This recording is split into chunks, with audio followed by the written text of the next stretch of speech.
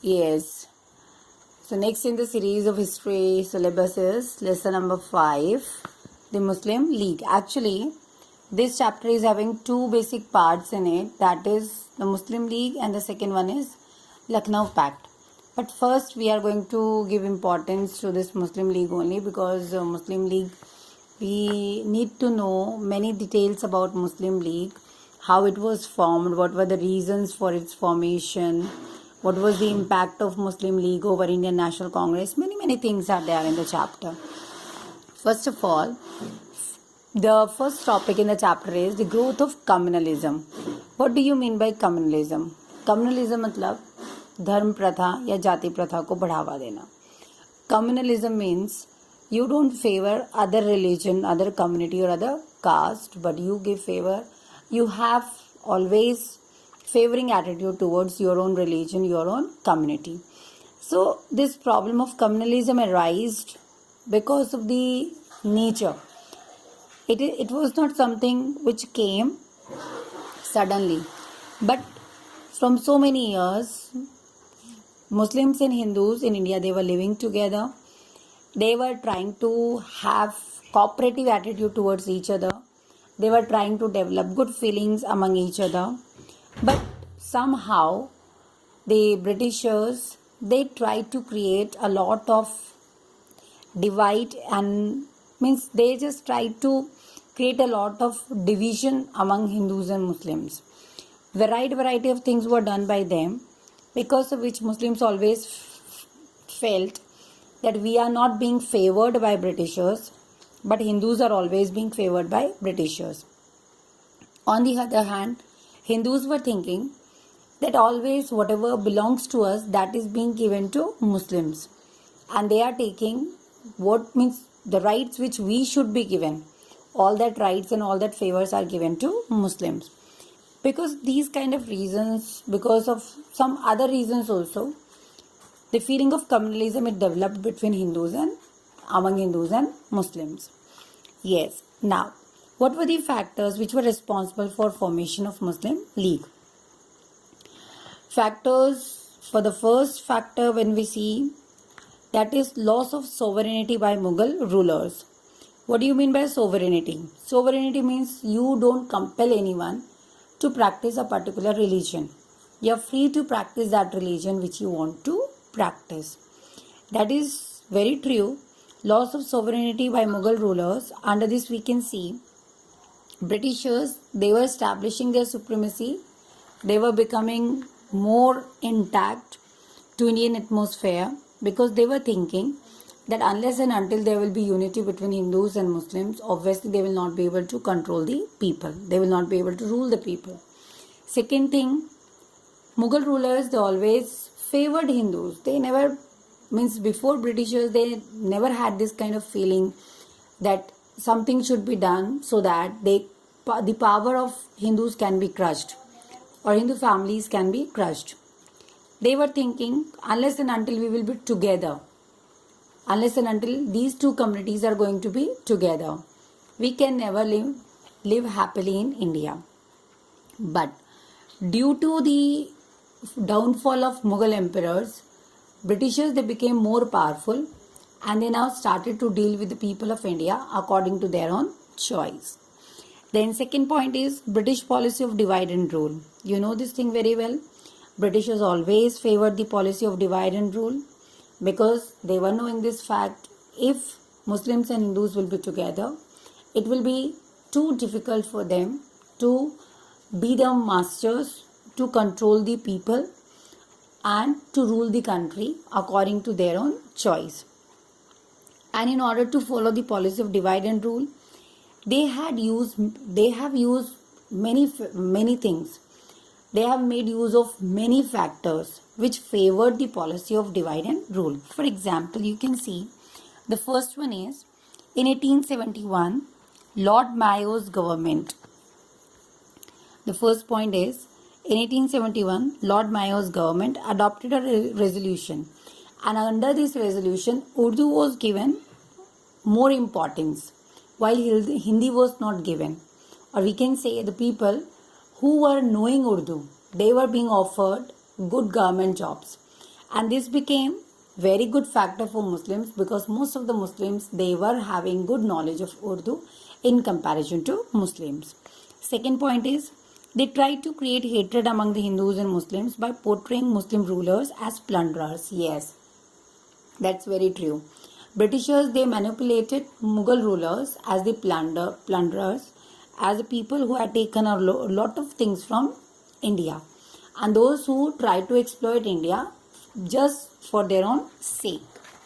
Then third point, they tried to justify partition of Bengal by convincing the Muslims that Bengal was being partitioned to create a new Muslim majority province. Yes, and because of this point only, that Bengal, when Bengal partition of Bengal was done or Bengal was divided, it was divided in order to create a particular province for Muslims. Because of this point only, slowly Muslims, they started to think that one day Britishers are going to give us separately. We will have a particular nation where only Muslims will live, and that got converted into Pakistan afterwards. Then fourth one, they tried to utilize the caste structure. That's very true. The caste system of Hindu religion in India, it was too drastic because there was no unity among Hindu people in India. Hindus were divided into Brahmins, Shudras, Kshatriyas, Vaishnavas. Because of all these divisions, the people, they were facing a lot of casteism, and this was also one of the drawback of Hindu religion, because of which other religion or people were favoring other religion and people were not in favor of Hindu religion. Then fifth one, they treated Hindus, Muslims and Sikhs as separate communities. Yes, that is also very true. Britishers, they always treated these communities as a separate entity, and because of this, people belonging to different communities, they were not able to come together, as a lot of differences, a lot of exploitation by Britishers was done of these communities, or particularly of Hindu communities in front of Muslim communities, and Muslim communities in front of Hindu communities. Then sixth one and the last point under this second point, they tried to spread communal hatred through press, posters, literature and public platforms. This today also we can see, means I'm not just complaining you that today the government is doing this thing or that thing, that you people are smart enough to judge. But we all know this thing very well. Press, news channels, magazines, newspapers, how they can be used, how they can favor a particular religion, how they can favor a particular government. It all depends on that particular government which is ruling the country. Now, point number third, relative backwardness of Muslim community in education, trade and industry. See, today also if you compare the standard of living, standard of working, standard of education of Muslim people in comparison to Hindu people, you will find Muslims are quite backward. Muslim communities are quite backward because they have a lot of people in the family, due to which they are not able to provide proper education, proper business or proper earning facilities to the family members. They are not able to provide proper health facilities to the other members of the family. This was one of the reasons that time also. People of Muslim community, they were not ready to send the girls to schools or colleges. They were not ready to send their boys to higher education. They were satisfied with the work, whatever businesses they had in their family. And because of these some reasons, we can say it was quite difficult for the people of Muslim community to come forward and compete with other people from different other religion. See, under this point also, various factors are given to you. You can go through these points. Just see, first one. The upper class Muslim comprising zamindars and aristocrats, they were actually very wealthy one. They had money. But the conservative Muslims, conservative means the people belonging to poor families, the people belonging to little bit low grade families from Muslim religion, they were not that much modern. They were not ready to accept the modern education. Then second point, you can see the British government in India had consciously discriminated against the Muslims. That's very true. They have always discriminated against Muslims because they were knowing, Britishers were knowing this thing very well.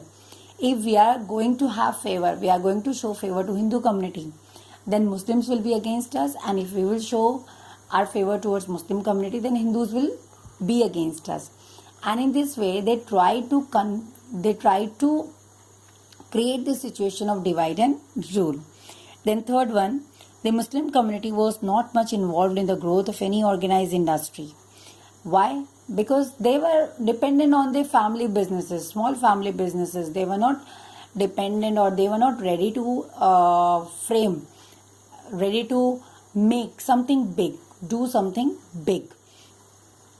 Fourth one, some members of the Muslim community did not keep up with the modern trends in social and cultural spheres. It means people from Muslim community, they knew what should be done. They knew changes were going on in the surroundings, but they were not ready to accept those changes which were going on around them, which were going on near them in different spheres of the life. Thus, we can say all these things which were going on, they were little bit harsh on Muslims, but they were much better in among the Hindu people. Then your fourth point is role of Sir Syed Ahmad Khan. See, this point you have to prepare as a whole also, because this question usually comes under lengthy question. Role of Sir Syed Ahmad Khan. You people can mark. Sir Syed Ahmad Khan was a great educationist and a social reformer. Okay, this you will mark. Then he founded Mohammedan Anglo-Oriental College, MAO College. After that, you can come to the next one. He gave up his earlier views and declared that the political interests of Hindus and Muslims were different. He was the person who clearly said that political interests of Hindu people, political interest means we are demanding something else and Hindus are demanding something else. Then you come to the second paragraph. In second paragraph, you can see Sir Syed Ahmad Khan opposed the formation of Indian National Congress. Then he in 1888, he means Sir Syed Ahmad Khan in 1888 founded a organization, and this association was named as United Indian Patriotic Association. See, this organization got converted, means after some years this organization only got converted into Muslim League, with many changes in it, with many formats being changed by the Muslim leaders. Then you can come to the third paragraph.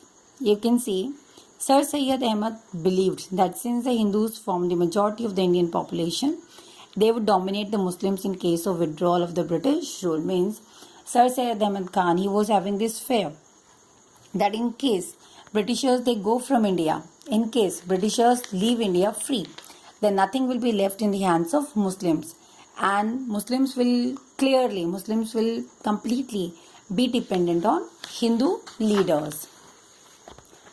Then after this you can say erroneous interpretation of the history. Erroneous means, see, many things were mentioned in history of India. These things were not supposed to be mentioned in that way as it was interpreted by Hindus or Muslims. Many things were being written by the writers, authors, in order to prove them, in order to provide them information. But that information was misguided. It was taken in a mismanaged form. Or we can say Hindu people misguided their community and Muslim people misguided their community on the basis of the information given in the historical part of the country. See, under this you can see first point is some British and communal historians divided Indian history into Hindu and Muslim periods. Yes, why it was done? Because the period which was ruled over by Hindu rulers, it was regarded as a Hindu period, and the period where Muslim rulers they ruled India, it was regarded as the Muslim period. Then you can see second point, the British and communal historians ignored the notion of composite culture. Yes, they spoke about Hindu and Muslim community, but they have left aside the community related to the historical background related to that part where Hindus and Muslims, they came together in the form of composite culture. Then you see third point, some communal historians highlighted the myth that Indian society and culture had reached great heights during the ancient period, but it was declining during the medieval period. See, when we speak about ancient history, ancient period and medieval period, what is the difference? Ancient period basically belongs to that period which was ruled over by Hindus, and medieval period was a period when Muslim rulers, they ruled India. So these people, they were believing, some of the historians, they believed that the period which was ruled by Indian rulers, the ancient period, it was much far better in comparison to the medieval period, medieval period was ruled by Muslim rulers. Then fourth point, the communal bias was propagated through poetry, drama, novels, short stories, newspapers, etc. Means whatever short stories, poetries, novels, magazines were published, all these things, the publications made actually the communal, they were just creating a lot of indifferences among the people on the basis of the characters, on the basis of the stories, on the basis of the presentations made for the people. After this 6th point, you can see rise of assertive nationalism. You all know about this thing very well, that when we speak about assertive nationalists were that people who never believed in the policies of prayers, petitions, but these people, they just wanted to take what belongs to us, that should be given to us. हक की लड़ाई लड़ने वाले. So when these people, they were talking about, when these assertive nationalists, they came up, the Muslim rulers, they were now knowing this thing very well, that these people, they will never be in our favor, as they want to establish the Hindu rule in India. They were reviving the Hindu culture and customs in different parts of the country. Then last point under this is 7th point, economic backwardness of the country. Economically, we all know this thing very well. The country was not that much forward. The country was not that much advanced. And we know this thing also very well, that people were trying their level best. Still, because of famines, because of several kind of factors related to destruction of industries were not running, no handloom industries were left, no handicraft industries were left, no small scale industries were there in the country. Business was getting destroyed day by day. It was getting vanished day by day. And that's why we can say the time came when people, they wanted to have jobs, but there was no availability of jobs for them. Everywhere there was reservation, or the seats were given to those people who belonged to higher strata and higher section of the society. And that's why poor people coming from the backward families, people coming from the lower grade families, they were not able to get anything in their hands. So these were some of the reasons, these were some of the causes because of which Muslim League came into existence. So we can say these are some of the factors because of which Muslim League came into existence, and Indians were not able to avoid the existence of Muslim League.